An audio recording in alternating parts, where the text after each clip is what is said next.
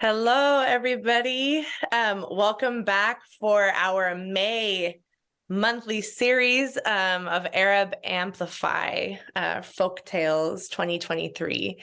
I'm really excited for this month's programming. We have an artist contribution by Joseph Bohigian, following this interview with the one and only fantastic Sophia Armen, who is a community organizer, writer, and scholar from Los Angeles, California. She is the co-director of Armenian-American Action Network, an American civil immigrant and refugee rights organization in the United States.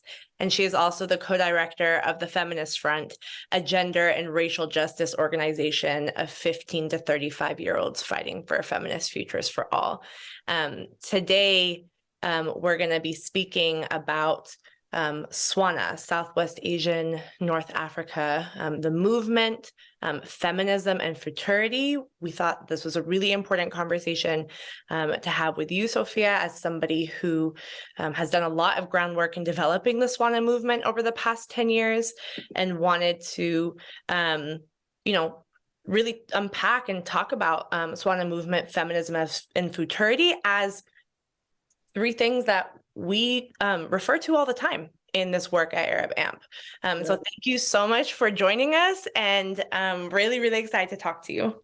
Oh my gosh, thank you. And bless all the work that you all do. It's so wonderful. It's so wonderful to see the kind of intersections between like cultural work, right, and our organizing, understanding artists, right, as super important roles in the movement, in the struggle. So just really appreciative of the way that you're bringing all these elements together. It's wonderful to be here.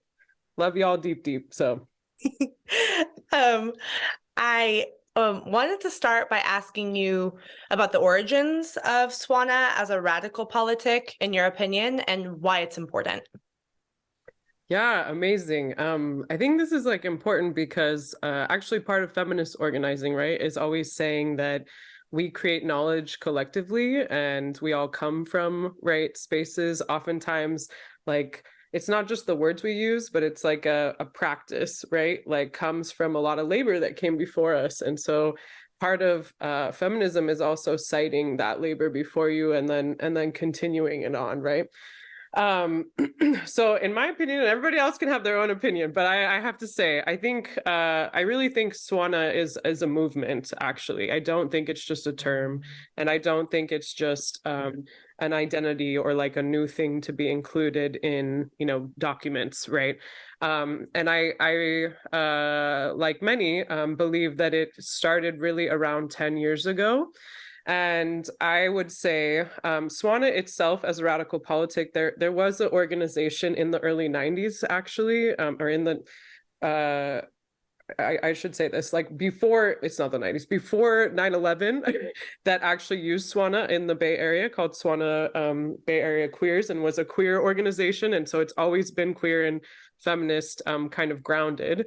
But really it came to a head, like the popularization that we think of Swana today, right? I just really want to cite, especially because I think of the way certain types of people or bodies oftentimes get erased, really came out of two women who are Armenian women, youth, like young, teenage, early 20s, right? Like Armenian women out of the University of California. And it started in 2011 from a campaign, like straight up from an organizing struggle from a woman named Mihran Toumajan, who is Egyptian Armenian.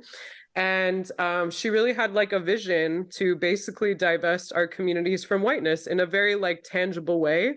And it was a resource campaign. So it was about reallocating resources at the University of California. And I think that's also important to know because, like when we've talked about it in the past and like thinking about that era and when I was there, I think it was built off of like before Asian American students, right, had done this. And Nairi had really like a vision for actually uniting across different communities, right?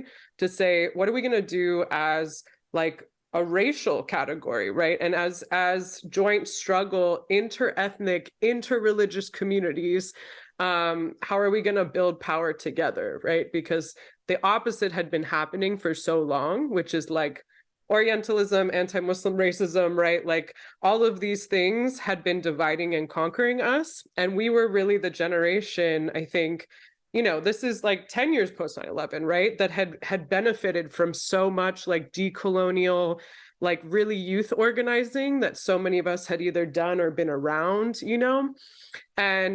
And one other thing I do want to say, so just to make this very clear, so Nairi started this important kind of Swana checkbox campaign, and I think it was actually a very radical thing. I don't think it was just like a policy change or radical thing, and she's humble, and I don't think she'd admit this, but I really think it was actually like a praxis that was shown to all of us, and that's why so many of us resonated with it, is because in so many ways we were doing some of this work, but to be able to like actually have formations that had it make sense for this in this way felt very important and very powerful.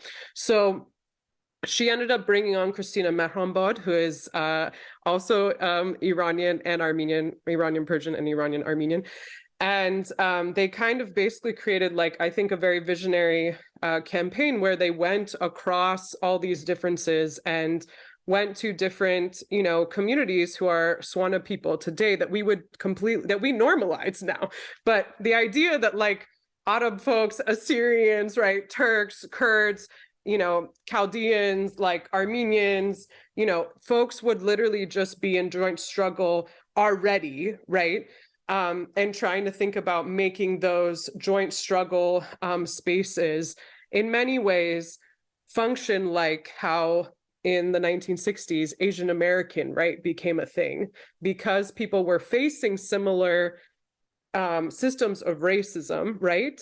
Instead of us just organically all doing this because we knew each other, right? Or we were facing similar things, like to actually instead like claim that space in a very like future forwarding way.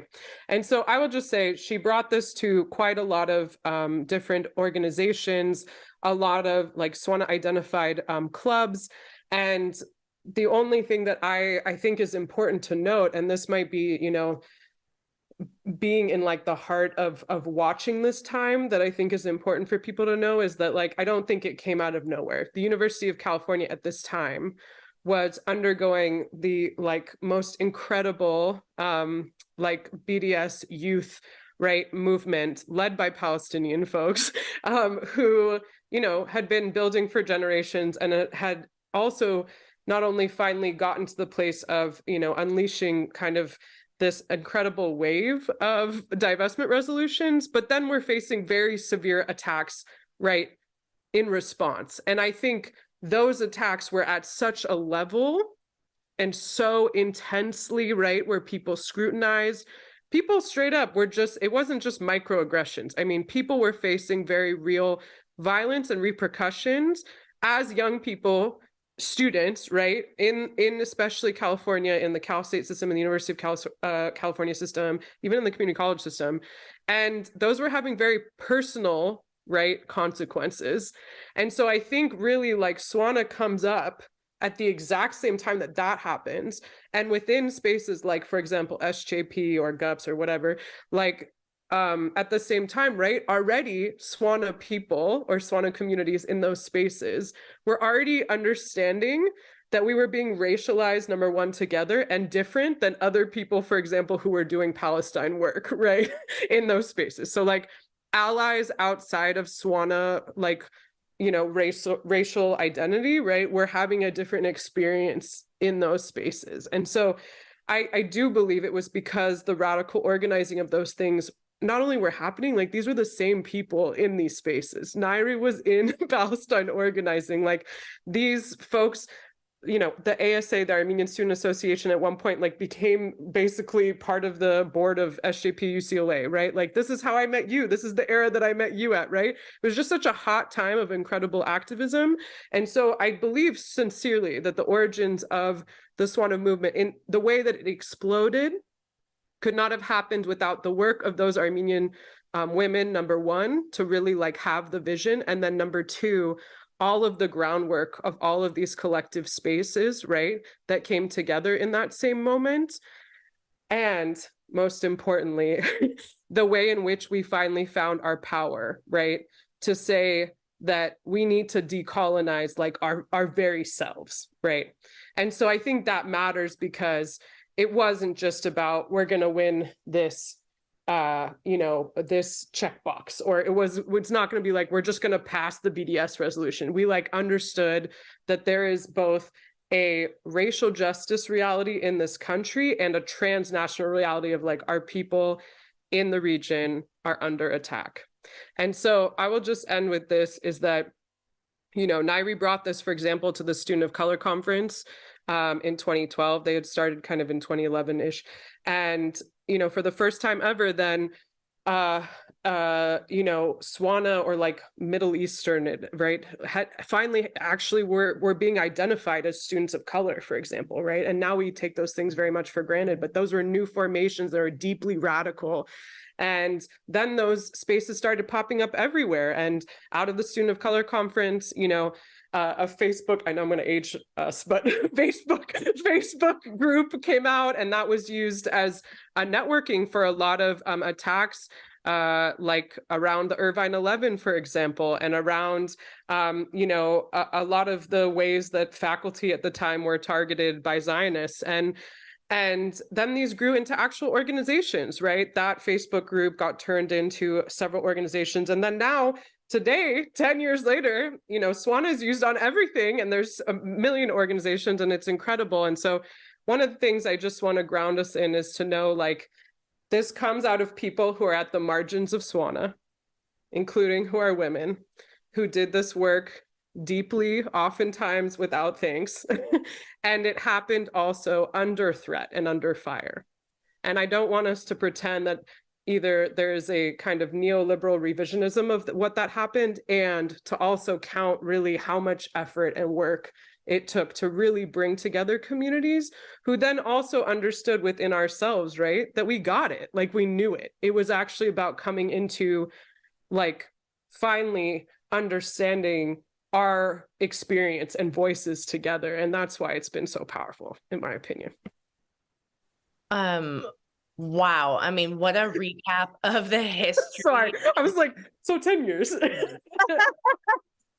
It's like the recap of the history of, a decade. And I think, it is. We're getting, it's weird because I keep thinking we're all like still teenagers, but we're not. We're not.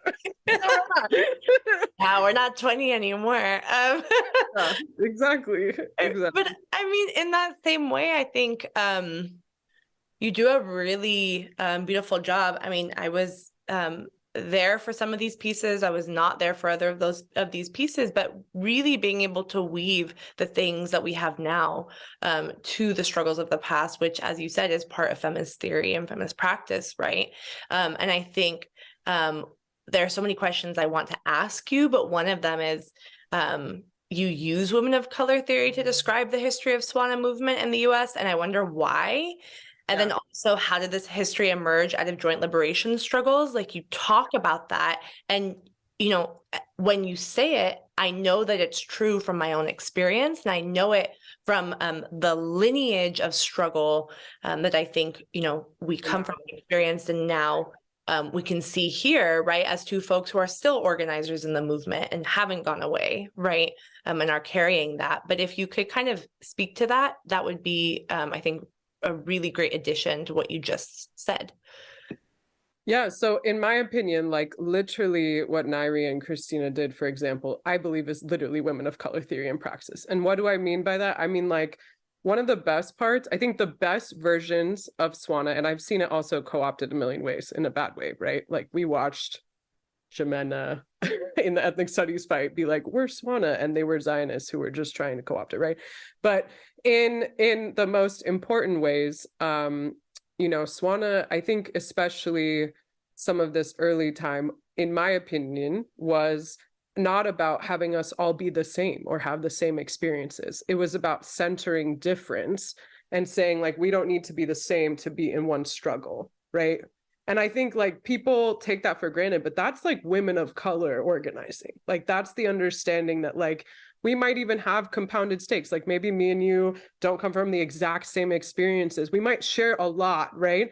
But like, we're not looking to just like take this old shit that like under all of this oppression was about collapsing us and you know, really not actually getting to know each other. And really it's the opposite. Like Swana has been the way that our communities also have taught each other things, right? Like we have been in very real space with each other to also be like, I will teach you the struggle of where I've come from, right? And we've gotten better politics out of that. And if anything, our leftists have been more protected because we've had that, right? Too, like, because within all of our communities, everyone within Swana communities, just like within every other, you know, group in the US and transnationally, right? There's also always people in your communities that are also against, right, your struggle. And so also Swana has been a place that like centering difference, which again is like really a women of color thing. I mean, like this comes out of like, you know, bell hooks, Audre Lorde, like straight up. This is like the real work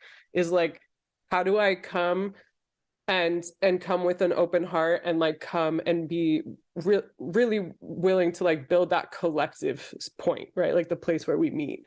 And just knowing that like really that has been, I think, why it's been such an important threat to the status quo. I think that's why it's been so effective. I think that's why it's picked up so much, is because it is a challenge to white supremacy. It is a decolonial framework. It comes obviously out of quite literally people who are dispossessed. Let's be honest. Me and you are people who are from exiles. We're from people, you know, so is Nairi, so is Christina. Like this is the truth. And all of these organizations have always been founded by women, especially, right, who are within margins, within those spaces. And so I think, you know, knowing that it is that we are like women of color who are doing this shit as opposed to just talking about it, right, is how Swana's made. Swana's made by doing it. That's how Swana's been made. Swana is actually a praxis. Like it's about like, can we be in space together, knowing that we're not the same, knowing that our stakes are not the same sometimes, knowing that we need to sometimes fight it out too amongst different issues, right? And still say like, yes, and I will still show up for you every time, you know?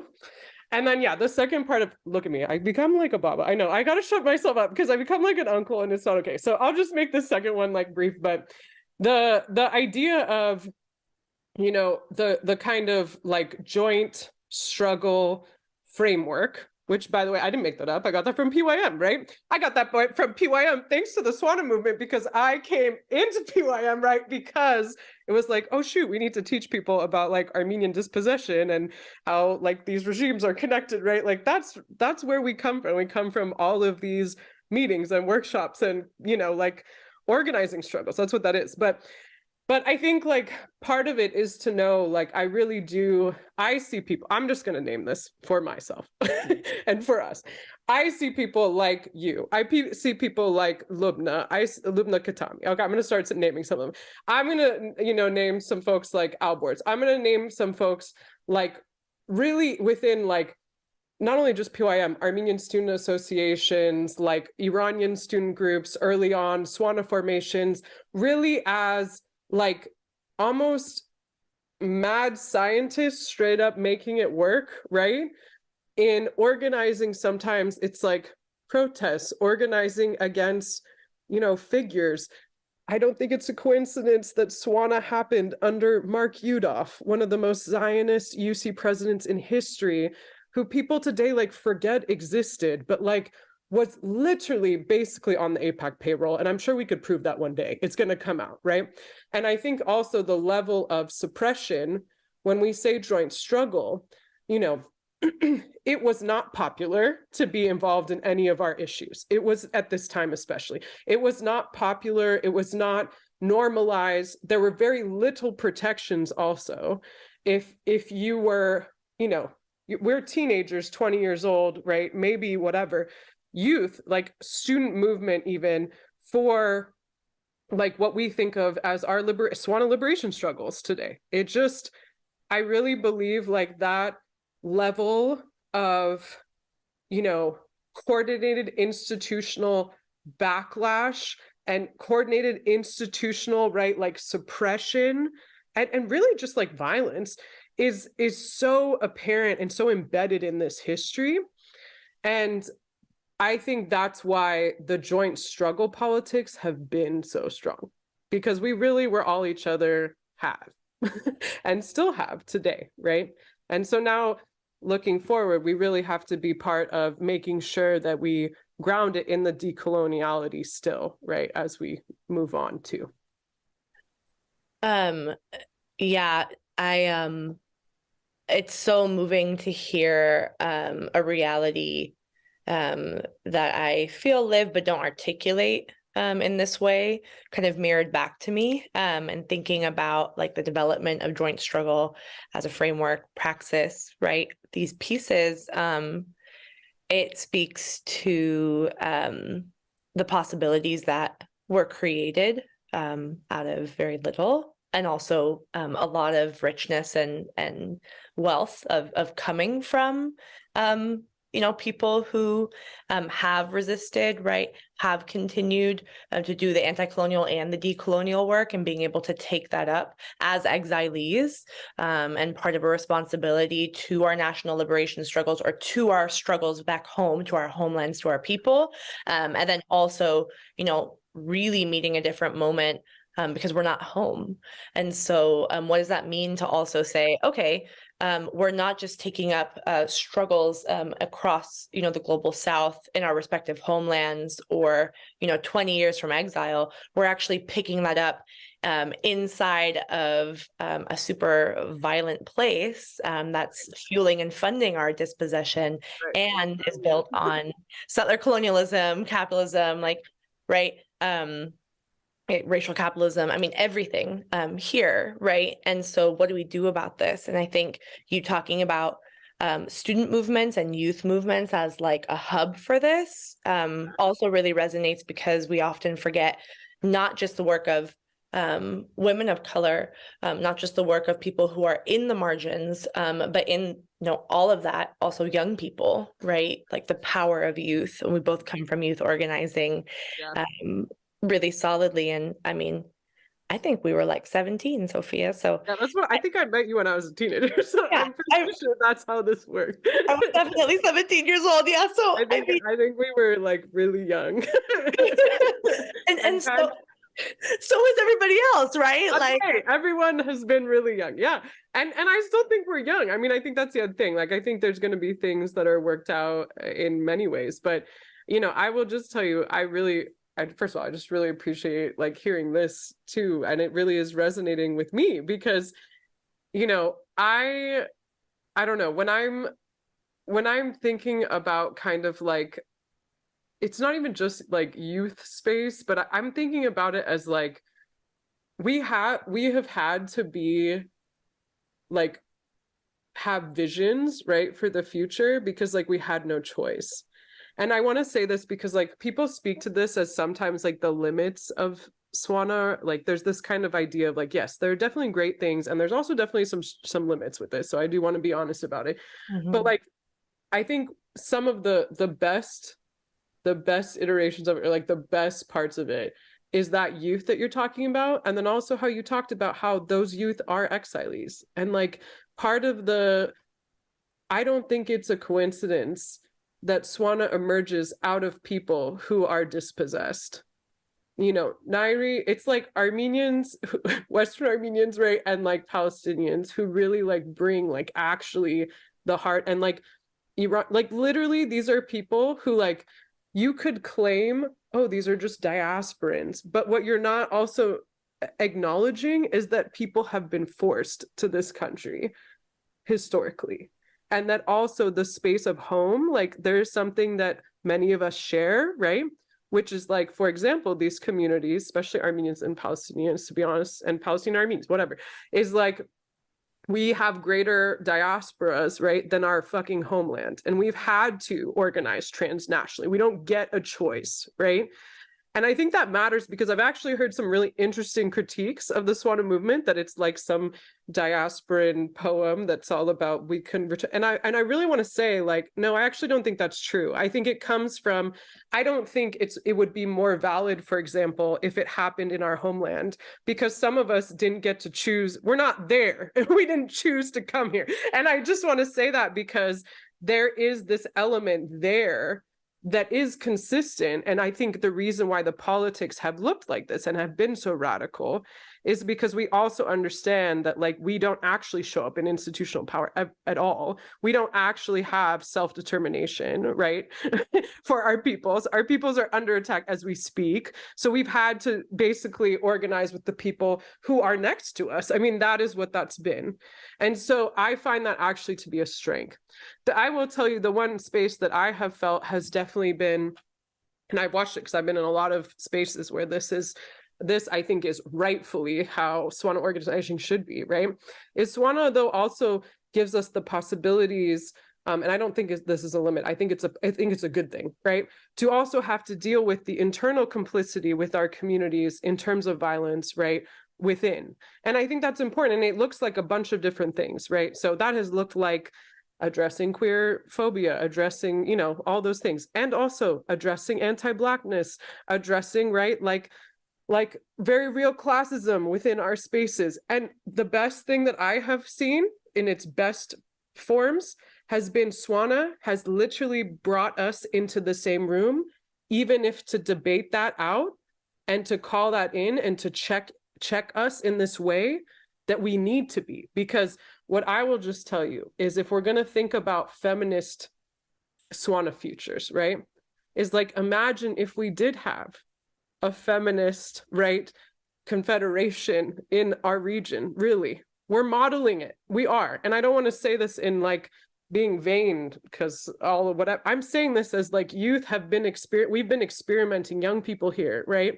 What would it mean, for example, to live within this region, right, where we have all ethnic religious groups, right, who are able to build freely, where we have people, right, really, where we can address the need for historical reparation even within the country, where we have our people not under bombs and freaking being dispossessed from our land, right? Like, that is also a feminist vision that isn't just about like, yay, the new nation state, we all have pride, right? Like this kind of masculinist idea of what our kind of liberation would be as Swana peoples, right? And that's really important because, to be honest, colonialism is really all about like, how can we pit, you know, this ethnic group against each other? How can we claim, right? Like, that's part of their whole thing. How can we recruit this group into our army, for example, right? How can we use religion? Like, they do that on purpose. That is what colonialism has done. And I've seen so many ways that like Swana as a framework has been like, no, we're all anti-Zionist. No, we're all forwarding like, oh yes, absolutely, folks who are from all different religions and not even religious and whatever are here, right? We are forwarding a vision that has both Black and Indigenous Swana people within its center, right? And the only way you can do that is by having those folks within the spaces. And I really believe like we should be able to envision a region that looks like that, because the opposite is also very existent. The anti-imperialism that can become right-wing and very fascist, right? And we've watched that. I know Erdogan is a really great example. He's like telling everyone he's the anti-imperialist messiah of the Swana region now, right? But like, this is what it is. Or the PA, right, is a great example. Like, these are the ways that also we challenge this as impacted communities, as people who are actually, right, in that space. Yeah, absolutely. By putting ourselves in conversation with each other and understanding that those who look like us or are from us aren't necessarily, you know, in the same really camp for survival, or being able to put forward a just future. Yeah, they're just as willing to sacrifice us as the people who don't look like us, and they're willing to do it usually for, you know, gain of capital, and folks have sold each other out for much cheaper, right? Not to be pessimistic in this moment, but yeah, really, right? I think that's really powerful, maybe just naming like the ability to formulate truth, and actually like a platform to move forward, where kind of what we were saying about maybe even the conditions of being exiled, having to actually work together and build together and understand each other, and being able to not only be accountable and responsible to the complications of our own mosaic of our own societies and cultures and communities, but also being able to correct the historical and political errances or like contradictions that come up. Absolutely. Right? That's it. Because you're confronted by them. Yep, confront them. Yep. Yeah. I wanted to...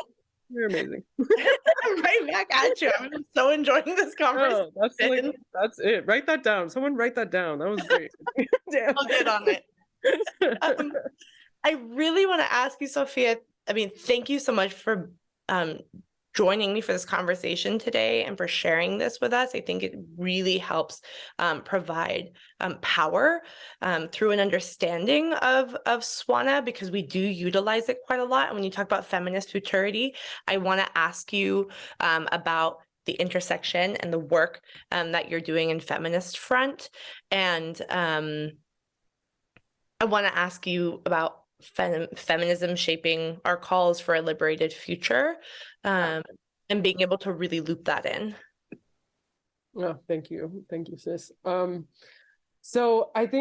Yes, I am part of a wonderful collective, an organization called the Feminist Front, and it's really a racial and gender justice space. And I think one of the most important things that I've been thinking about a lot in community with other folks in this organization is just like the idea, and this is not a new thing, right? This is, once again, women of color theory, queer and trans people of color organizing for generations, right? But just this idea that like these are separate things. And I don't just say this to like name intersectionality. No, I'm like, this shit is so intertwined. Like you cannot in any way like organize for like one part of our communities and not all. It's really, really what it always has been about. And if you look at the most radical organizing that comes out of our spaces, I don't think it's a coincidence, especially in this country, that war on terror era stuff in our Swana movements have been led by women and queer people. I don't think it's a coincidence that the beginnings of the Swana movement come out of women and queer organizing, for example, like literally in our communities. And I think part of that is to understand that like the feminist work is about, Bell Hooks calls this, right, like the ideology of domination, right? It's about like that. It's actually about challenging the very root of it.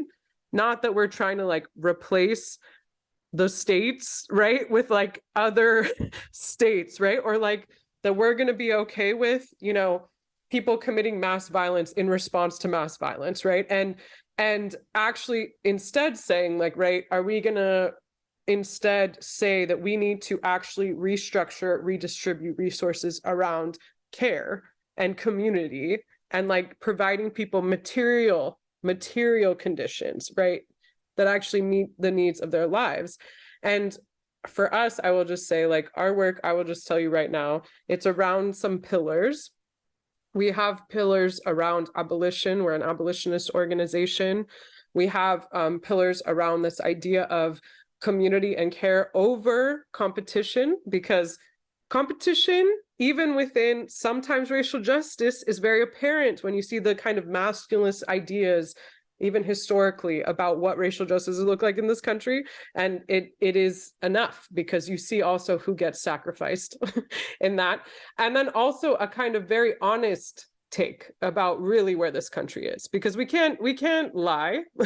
The reality is that the right wing right now is organized as hell, and the right wing is committing mass atrocities, mass shootings, young men, for example, right, who are being quite literally who are no joke, who like through white supremacy, right, through ideas around patriarchy. Like I come from a school, my same school where we organized together, right, like came from a mass shooting of somebody who identified as an open misogynist and then targeted young women, right?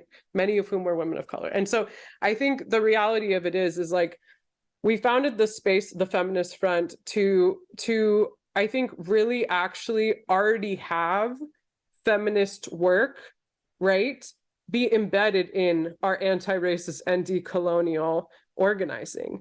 And that happens when you actually address the root causes of what's happening and are actually organizing in and from and with the communities that it most impacts. So some of the work that honestly we're doing right now, like if you're, I get talked to by 16-year-olds right now who can't have an abortion and who are having to travel quite literally across state right now. And no huge nonprofit, right? No social media campaign, right, is there for them. Really, it's about actually building, we've been building really effectively, like a truly like cross-city regional network to like get people what they need right now in a very real time, where things like abortion is literally outlawed for the first time in literally a couple generations after so much organizing of our beautiful feminist ancestors in this country that took so much. And things like attacks, I can't even tell you how devastating it's been to see the kind of anti-trans, very targeted youth, like straight up, like very, very sadly, like really, really about controlling people's lives through controlling their bodies, right? And controlling their experiences. And it's incredibly gaslighting. And then lastly, I just want to say we're really building like actual power to kick these people out, and not just out of office. Like we can't let misogyny, right, and transphobia and queerphobia be in our communities either. And it's not about just, you know, calling people out, condemning them, whatever. No, it's like about building and making people understand, right? Like these are your loved ones here, right? Like these are our loved ones here with us, right? Like I think people forget, like there's always been feminist organizing. There's always been queer people in our space. Like this is not a, oh, you're being divisive, there's an extra issue here. It's not, it's like, no, this is a central part of all of our movements and should be. Yeah, and it pushes us in the same way you were speaking earlier about like the term of anti-imperialism being applied to Erdogan, for example. Right. It actually pushes us. Right. Exactly. It pushes us to talk about what actually is progressive and to have consistency in our politics across, right? So the anti-colonial and the decolonial progressive, right? Or to like to step away from that, those words that sometimes can be like jargon, like really to just be consistent. Like if you mean like a just and liberated future for all people, you mean that, right? And we don't replicate like marginalization of folks based on an assessment of trying to grab the quickest thing that looks like power and wealth, right? Or is convenient, right? Yes. Because people get sacrificed, and that in the end also directly implicates like our integrity and our dignity and our ability to survive as a people, right? Because if we don't take care of each other, then we also enact, you know, we step into a deeper grave of genocide. Yeah, for sure. And it has to be connected to class. It has to be connected to all of these pieces, right? Otherwise, if we're not real about it, then it's going to come get us down the line. And we don't have time for that, because as folks who are standing in this moment for justice, we are compelled to fight for the now, right? Because we're not going to wait to see what happens. Right. Exactly. Yep. Exactly. Thank you, sis. Sophia, thank you so much. I have one more question for you, and it's really to tell us about your Armenian work and how is the working in Swana impacted communities or Swana communities shaping your vision for what feminist future could look like, just to tie it all together. Yeah. I've really just, so I always enjoy being in space with you, my dear, but I have to say, I think, you know, and it's not my vision. I think part of it is really just like organizing is about people, right? I mean, that's what it is. It's the hard work. It's hard. Some days it's absolutely beautiful and joyous, and some days it's like really a struggle. it's not called struggle for no reason. I mean, the struggle is really called that because it's very difficult. But I think that is the kind of feminist or feminist of color commitment, right? Is like doing that work, like sitting in the space, sitting in the contradiction, sitting in the place where people are hurting, sitting in the place where we're hurting, you know, and like building very real, like we need to get our loved ones what they need, and understanding that like we need to value each other very deeply.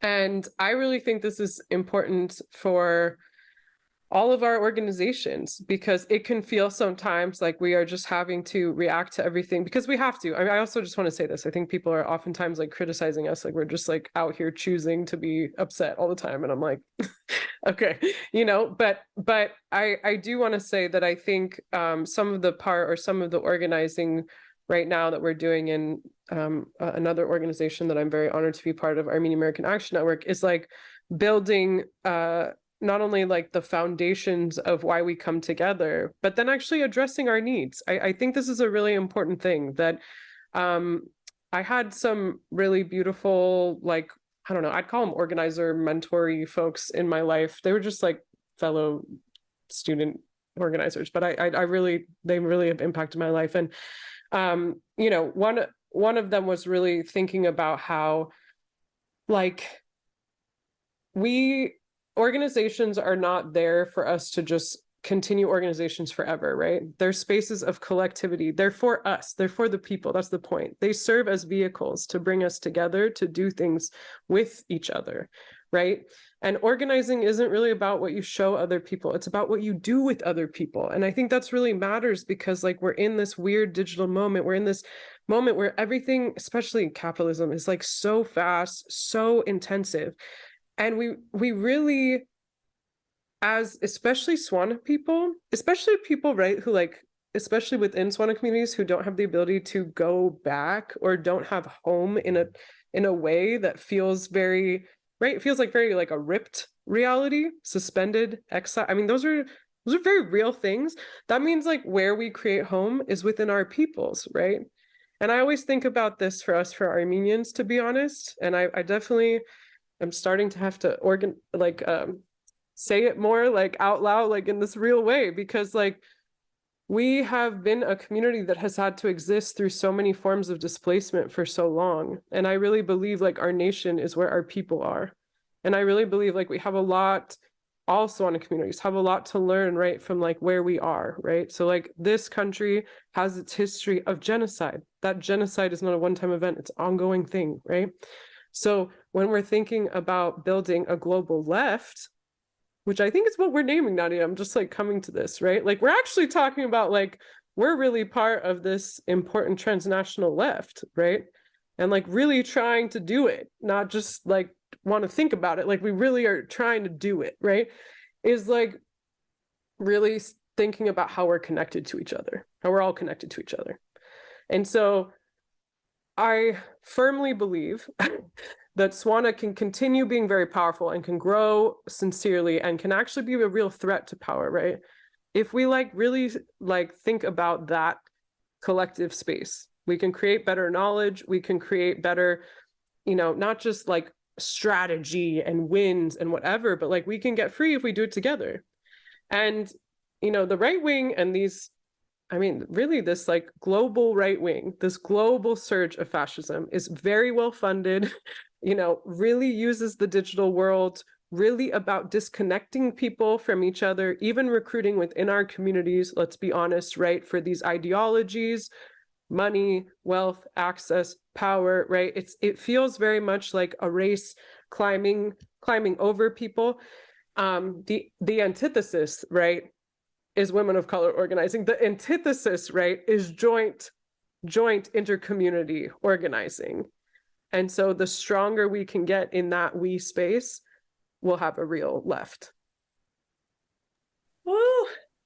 Yeah, ending us with the futurity of the now. Let's go. Let's do it even more. Get off. Get it. Honestly, oh my gosh. There's so much more to say. You've given us so much to think about. And really to learn. And it's always a joy being in conversation with you. And I'm really glad that this segment is paired with Joseph Bohigian because of his background as an Armenian, musician, artist, and also cultural organizer. Yes, exactly. And who's keeping literally Western Armenian culture like alive within exile, within diaspora, without being stateless. And I just want to say that it's very important. So I appreciate you all also having him be part of this series. Absolutely.